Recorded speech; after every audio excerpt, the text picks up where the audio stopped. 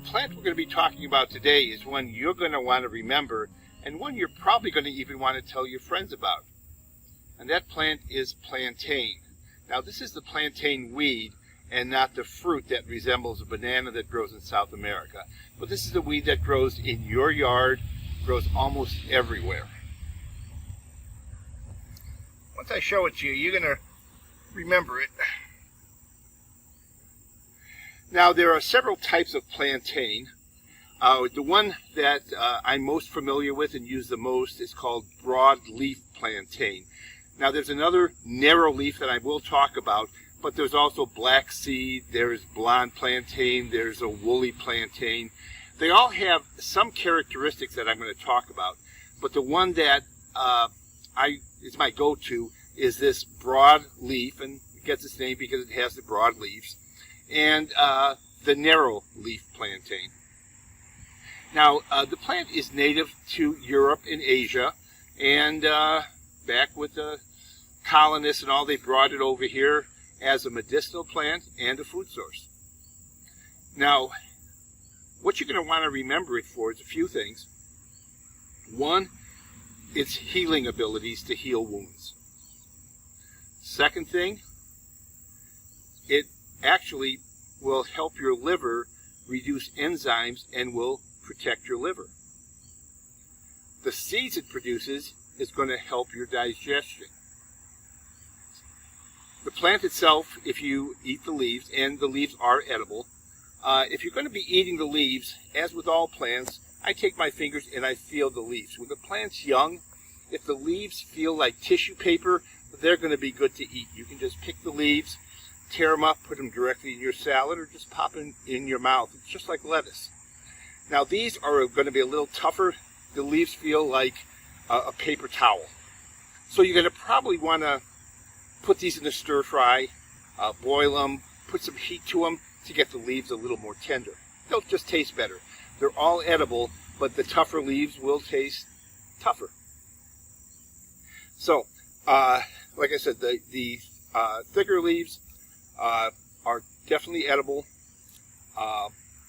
If you wanted to use this for its medicinal properties, if you're out and about, the claim to fame is for bee stings, for mosquito bites, wasp stings, anything like that. So let's talk about the medicinal properties. You just got stung by a bee or a wasp or a mosquito nailed you.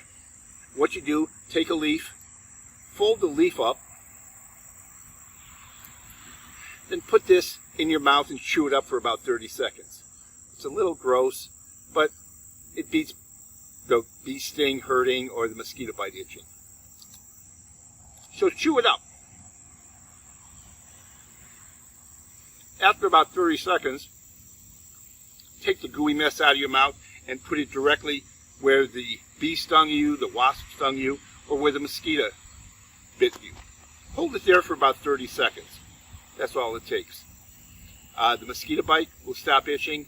In about 30 seconds after you put it on, the bee sting will stop hurting, or the wasp sting will stop hurting. It's almost like a miracle cure. So that's one thing you do. Now, you don't even have to leave it on there.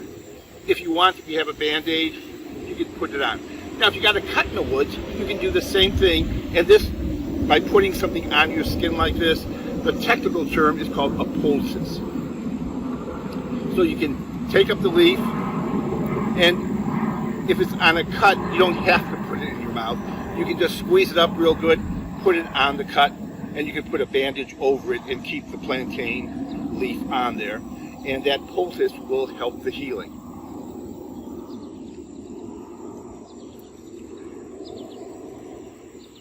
Now here's another plant down here. Now, in about July, August, you're going to be getting these seed stalks coming off the top of it. Now, these seed stalks are xylem, and you can just eat these seed stalks, and they're going to help with your digestion. They'll actually absorb water in your digestive system.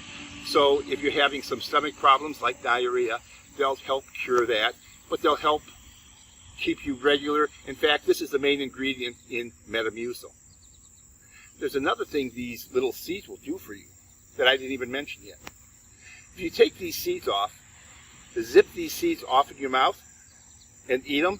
If you eat 3 seed stalks, the seeds off of them, for 3 days in a row, after the 3rd day, your body will excrete a mosquito repellent in your sweat.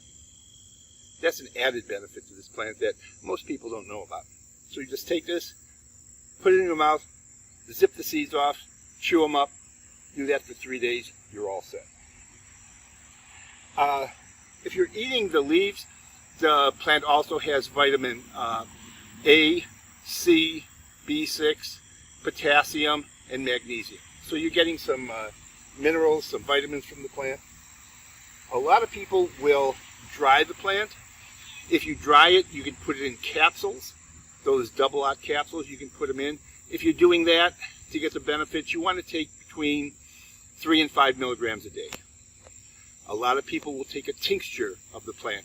They'll take the leaves, they'll dry the leaves, and then they'll put them in a bottle, and probably most of you know how to make a tincture. You put it in a bottle, cover the dried leaves with vodka, 100 proof vodka, then put it in a north-facing window of your house for 30 days. After the 30 days, you pour off the liquid. That's your tincture. You take about 15 to 30 drops 3 times a day to get the benefits, protection of your liver, anything like that. Now, the narrow-leaf plantain that I mentioned, it looks similar, but naturally the leaves are much narrower. And the seed stalks look nothing like this. The seed stalks are taller, and they almost look like a grass seed head. That's the narrow-leaf plantain. The leaves have similar properties for healing.